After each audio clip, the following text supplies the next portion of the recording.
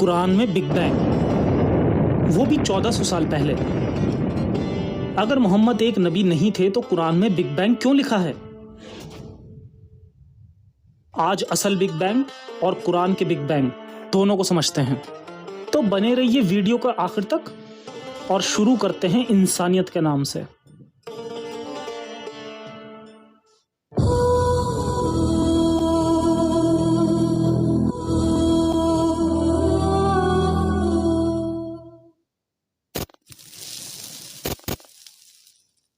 ये एक atheist channel है जो इस्लाम की सच्चाई मुस्लिम लोगों तक पहुंचाकर उन्हें ह्यूमैनिस्ट और रैशनलिस्ट बनाने की कोशिश करता है।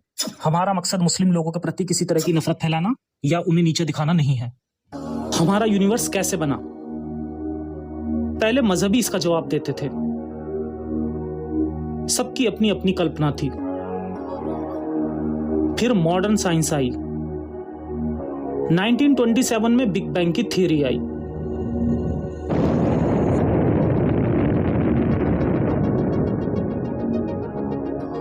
शुरू में कुछ साइंटिस्ट इससे सहमत नहीं थे, फिर सबूत मिलते गए। अब बिग बैंग थ्योरी प्रूवन और एस्टैब्लिश्ड है।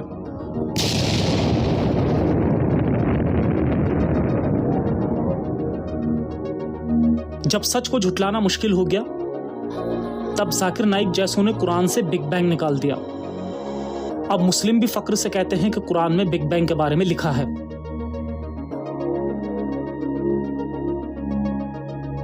तो आइए कुरान में बिग बैंग ढूंढते हैं। कुरान सूरह 21 आयत 30। क्या काफिरों ने नहीं देखा? धरती आसमान मिले हुए थे, फिर हमने उन्हें जुदा किया। कुरान की इसी आयत को बिग बैंग से जोड़ा जाता है। लेकिन यह आसमान क्या है? अगर खाली जगह को आसमान कहा जाए तो धरती अब भी आसमान से जुड़ी हुई है, बल्कि धरती आसमान के अंदर है। यह हमारा सूरज मंडल मतलब सोलर सिस्टम है। इसमें धरती को देखिए, क्या यह आसमान से जुड़ी हुई नहीं है? धरती के हर तरफ आसमान है। धरती आसमान के अंदर है, तो अल्लाह ने जुदा क्या किया था? दरअसल हजारों साल पहले जब लोग रात को तारों भरा आसमान देखते थे तो उन्हें आसमान छत जैसा लगता था, जो दूर भी नहीं लगता था। कुरान में आसमान को कई जगह छत लिखा गया है। कुरान में इसी छत को अलग करने की बात लिखी है। इसे ही बिना सहारों की छत कहा है। इसे ऊंचा उठाने की बातें लिखी हैं। आइए देखते हैं कि कुरान का ये आसमान एक छत है या कुछ और। ये हमारी गैलेक्सी है। हमारा सूरज एक तारा है। इस गैलेक्सी में करीब 20,000 करोड़ तारे हैं और रात को हम कुछ हजार तारों को ही देख पाते हैं। इस गैलेक्सी में हमारा सूरज और धरती भी है। तीर के निशान को देखिए, हमारा सोलर सिस्टम यहाँ है। अब गैलेक्सी में अपने सूरज और धरती की लोकेशन को देखिए और सोचिए कि कुरान में किस आसमान की बात लिखी है। कौन सा आसमान जुदा किया था? किस आसमान को ऊपर उठाया था? किस छत को चिरागों से सजाया था? कुरान में ऐसी कई आयतें हैं जिनमें सिर्फ 6 दिन में धरती, सूरज, चांद, सितारे और 7 आसमान बनाने का दावा किया है। उन आयतों के मुताबिक अल्लाह ने पहले 2 दिन में जमीन बनाई और उसमें पहाड़ गाड़ दिए ताकि जमीन उड़ ना जाए। अगले 2 दिन में जमीन पर जरूरत की चीजें रखी और फिर आसमान की तरफ रुख किया, जो कि सिर्फ धुआं था। आसमान और धरती को हुक्म दिया कि हाजिर हो जाओ, अपनी खुशी या नाखुशी से। दोनों ने कहा हम हुए खुशी से। अगले 2 दिन में सूरज, चांद और 7 आसमान बनाए। निचले आसमान को चिरागों से सजाया। जिस आयत को मोमिन बिग बैंग कहते हैं, उसमें अल्लाह कह रहा है कि धरती और आसमान मिले हुए थे, मैंने उन्हें अलग किया। जबकि दूसरी आयतों में अल्लाह पहले धरती बना रहा है, उस पर पहाड़ गाड़ रहा है, फिर धरती आसमान को हाजिर होने को कह रहा है, फिर 7 आसमान बना रहा है। अल्लाह 2 विरोधाभासी दावे कर रहा है और दोनों ही गलत हैं। असल में अल्लाह मोहम्मद का रसूल था। अल्लाह वही कहता था जो हजरत मोहम्मद ने इधर उधर से सुना था। अल्लाह कहता है काफिरों ने नहीं देखा कि धरती आसमान मिले हुए थे, हमने उन्हें जुदा कर दिया। काफिरों ने सच में नहीं देखा था कि धरती आसमान मिले हुए थे, तो अल्लाह ने ऐसा क्यों कहा? असल में अल्लाह का कहना था कि क्या काफिर नहीं जानते कि धरती आसमान मिले हुए थे? असल में मक्का के काफिरों ने ऐसी कहानियां सुनी थी, मोहम्मद ने भी सुनी थी, इसीलिए अल्लाह ने ये बात कही। ये कहानियां क्या थीं? मिस्र की मिथोलॉजी में गैब धरती का देवता था और नट आसमान की देवी थी। दोनों भाई बहन थे। लेकिन दोनों आपस में मिले हुए थे, मतलब सेक्स कर रहे थे। मिस्र का देवता शू उनके बीच आ गया और उसने दोनों को अलग कर दिया। नुट को ऊपर उठा दिया। ऐसा करने से गैप से धरती बनी और नुट से आसमान बन गया। ग्रीक की मिथोलॉजी में तायमत समुद्र की देवी थी और सब देवी देवताओं की माँ थी। उसे तूफान का देवता मरडूक मारकर उसके शरीर के 2 टुकड़े करके धरती और आसमान बना देता है। बाइबल की पुरानी किताब में बाइबल के खुदा ने नीचे के पानी से ऊपर के पानी को अलग किया ताकि बीच में आसमान वगैरह बना सके। इसी तरह की कई मिथोलॉजी की कहानियों में धरती आसमान को अलग करने की बातें थी। इसी कॉन्सेप्ट में हजरत मोहम्मद ने अल्लाह को फिट कर दिया। यहूदी और ईसाई किताबों में धरती आसमान को 6 दिन में बनाने का कॉन्सेप्ट था, तो उस कॉन्सेप्ट में अल्लाह को फिट कर दिया। अल्लाह ने जमीन को बिछाकर उस पर पहाड़ गाड़ दिए ताकि जमीन उड़ ना जाए। अल्लाह को जमीन की चिंता थी, समुद्र का पानी बह ना जाए उसकी चिंता नहीं थी। दरअसल कुरान किसी क्रिएटर का कलाम नहीं, ये ऐसे इंसान का कलाम है जिसे बेसिक नॉलेज भी नहीं थी। पहाड़ किसी ने ऊपर से नहीं रखे, पहाड़ जमीन का हिस्सा होते हैं। धरती की बाहरी परत टेक्टोनिक प्लेट्स से बनी है। जब 2 या 2 से ज्यादा प्लेट्स धरती के अंदरूनी दबाव से फोल्ड हो जाती हैं तो फोल्डेड माउंटेन बनते हैं। जब इन प्लेट्स का कुछ हिस्सा नीचे धंस जाता है और एक हिस्सा ऊपर उठ जाता है तो ब्लॉक माउंटेन बनते हैं। ज्वालामुखी फटने से जो लावा निकलता है, ठंडा होने पे उससे ज्वालामुखी पहाड़ बनते हैं।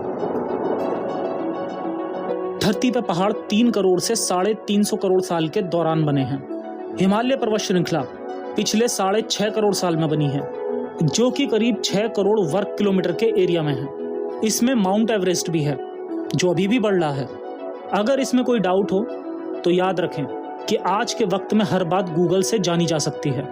कुरान में अल्लाह बार बार जमीन को बिछाने और फैलाने की बात करता है।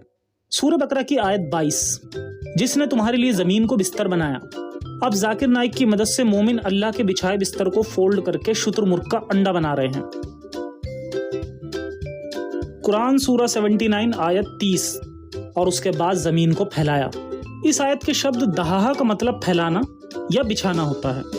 अब उसे शुतुरमुर्ग का अंडा बनाया जा रहा है। भाई शुतुरमुर्ग का अंडा बहुत बड़ा होता है, इस लाइन में फिट नहीं होता।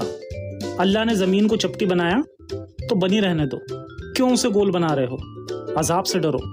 मोमिन भाइयों, गूगल में धरती और शुतुरमुर्ग के अंडे की फोटो देख लीजिए। धरती शुतुरमुर्ग के अंडे जैसी भी नहीं है, किसी और पंछी का गोल अंडा ढूंढिए। कुरान में अल्लाह एक सूरज बनाने का दावा करता है।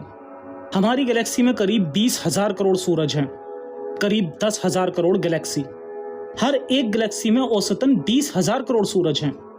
मल्टीप्लाई करेंगे तो 2 के आगे 22 जीरो लगेंगे। अल्लाह ने एक सूरज बनाया तो इतने सूरज किसने बनाए और क्यों बनाए?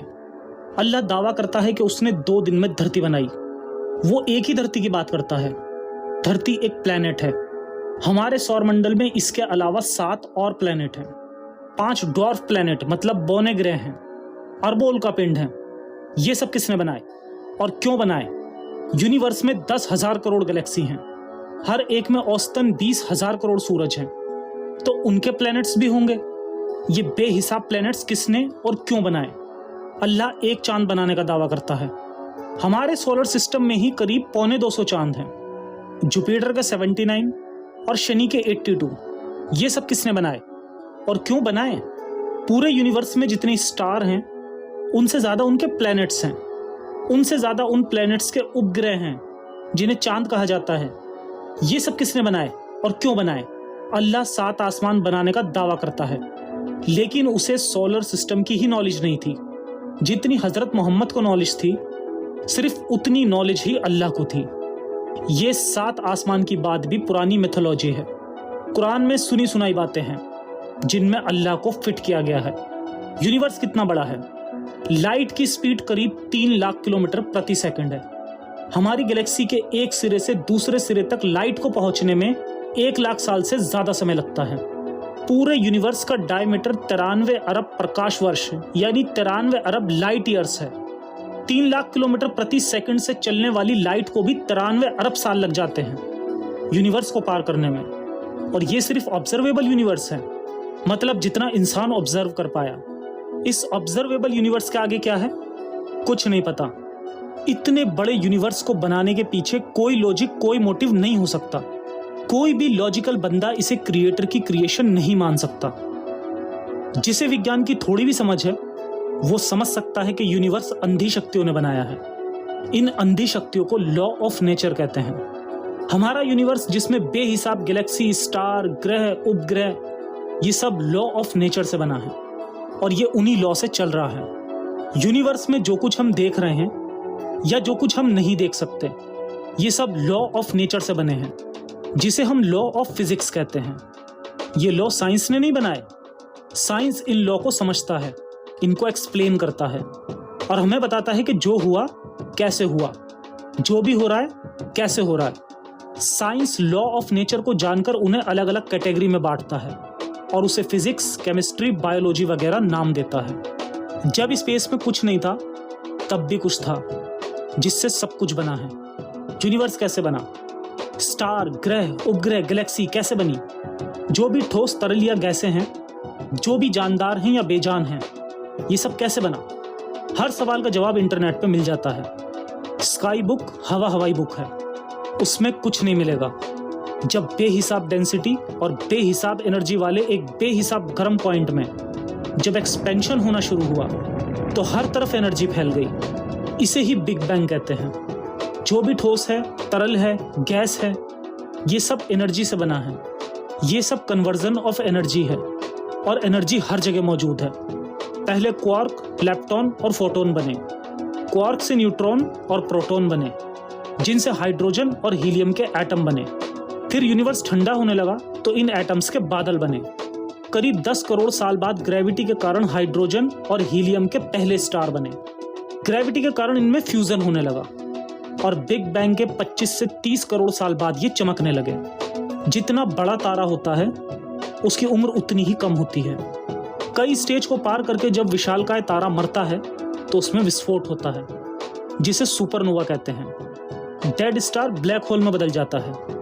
सुपरनोवा के दौरान उसमें से जो मलबा स्पेस में बिखर जाता है, उसमें बहुत सारे एलिमेंट्स होते हैं। उसमें नेबुला बनते हैं, जिससे नए स्टार और नए ग्रह बनते हैं। ऐसे ही एक नेबुला से करीब 4 अरब 60 करोड़ साल पहले हमारा सौरमंडल बना और हमारी धरती और हमारा शरीर भी बना। हमारे सौरमंडल की हर चीज और हमारा शरीर भी जिन एलिमेंट्स से बना है, वो एलिमेंट्स अरबों साल पहले तारों में बने हैं। जैसे गोल्ड। गोल्ड इतना प्रेशियस है क्योंकि अरबों सालों में तारे की मौत से बनता है। इस वीडियो में मैं जो भी कह रहा हूं ये सब साबित हो चुका है। यूनिवर्स की शुरुआती स्टेज, तारे बनने की प्रोसेस, ये सब हबल दूरबीन से देखा जा चुका है और अब जेम्स टेलीस्कोप आखिरी सच बताएगा।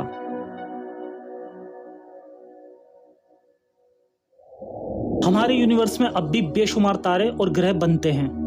उन्हें कौन बना रहा है? जमीन पे लोग ऊपर वाले के घर बना रहे हैं और ऊपर वाला बेवजह अब तक तारे बना रहा है। धरती पे जिंदगी कैसे पैदा हुई, बाकी जानवर और इंसान कैसे बने, आने वाली वीडियो में जानेंगे। आदम और हव्वा की कहानी की हवा निकालेंगे और इवोल्यूशन को बेहतर तरीके से समझेंगे। इस वीडियो पर आए कमेंट्स का जवाब एक लाइव में दिया जाएगा। आप अपने सवाल लिख सकते हैं, खास तौर पर मोमिनों की तसल्ली की जाएगी। धरती आसमान कैसे बने, जीव जंतु, पेड़ पौधे और इंसान कैसे बने, इसके बारे में हजारों सालों से लोगों ने कई कल्पनाएं की जो मजहबों का हिस्सा बनी। लेकिन जब साइंस ने ज्यादातर सवालों के जवाब खोज लिए तो समझदार लोगों ने उन्हें एक्सेप्ट कर लिया। मेरे प्यारे मोमिन भाइयों, आप सच्चाई को कब एक्सेप्ट करोगे? क्यों 1400 साल पुरानी बातों को सच मानते हो? क्यों आज की सच्चाई को झूठ कहते हो? साइंस जो कहता है उसे सच साबित करता है। कुरान का अल्लाह सिर्फ बेतुके फर्जी दावे करता है।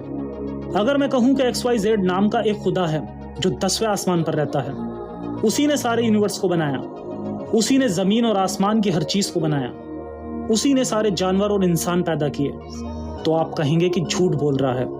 लेकिन आप अब भी ऐसे ही झूठ को सच मान रहे हो। आउटडेटेड होकर दवा भी जहर बन जाती है। इस्लाम तो कब का आउटडेटेड हो चुका है। कोई 7वें आसमान पे नहीं बैठा, कोई 7वां आसमान ही नहीं है। 7वें आसमान की बातें हजारों साल पुरानी कल्पनाएं हैं। अब दुनिया समझदार हो चुकी है, आप भी समझदार हो जाइए। बेतुकी इलॉजिकल बातें करके अपना मजाक मत बनवाइए। सदियों पुराने झूठ को बचाओगे तो सच आपको रोज दुख देगा। सच को कबूल करोगे तो सच एक बार ही दुख देगा। जब इंसान फर्जी अल्लाह के खौफ से बाहर आता है तभी पता चलता है कि जिंदगी क्या है। जन्नत दोज़ख की नॉनसेंस लोगों को नॉनसेंस बनाती है। ये नॉनसेंस छोड़कर ही लोग समझदार होते हैं और तभी लोग बेहतर इंसान बनते हैं। जिन जंजीरों को आपने मुकद्दस समझकर पहना है, जब इन्हें उतारोगे तो तन मन से बोझ उतरेगा। तब जिंदगी का मतलब जानोगे, तब खुशी और सुकून मिलेगा। जल्द मिलते हैं एक और अमेजिंग वीडियो के साथ। अपना और अपना ख्याल रखें, खुश रहें, जिंदाबाद रहें। इंसानियत हाफिज।